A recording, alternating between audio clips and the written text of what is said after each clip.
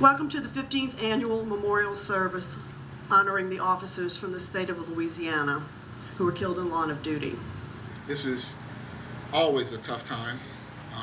It's just as tough today as it was last year, because on June 20th of 2015, Officer Darrell Holloway was serving his community. He was transporting a prisoner that someone else had arrested, and that prisoner was in the rear of his car and had a weapon concealed on his person. And while Officer Holloway was transporting that prisoner managed to crawl between the space in the shield, struggled with Officer Holloway while he drove that car, shot Officer Holloway, which caused him to crash into a pole on Claiborne Avenue near Legion Fields. That subject escaped and was apprehended and arrested the next day, but Officer Holloway died at that scene.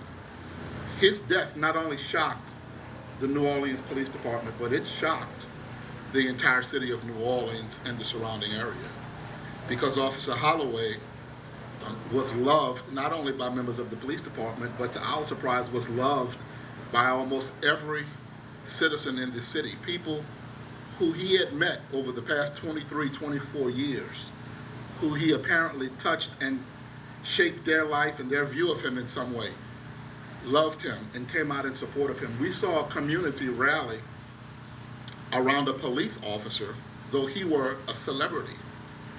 And in many ways, he was. He was loved just that much because everywhere he worked, and he started with me in the 6th District when I first met him in the 90s. And so not only did I work with him, but we were friends.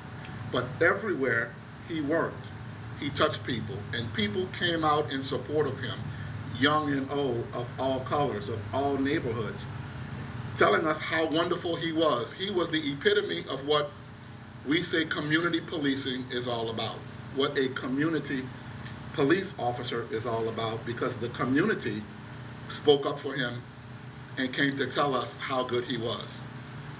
While we knew how good he was, we didn't have to say it because the community said it for us. And so to the family, our prayers and our thoughts continue to be with you, and thank you for allowing us to share a part of his life and for allowing him to serve the community that loved him so deeply.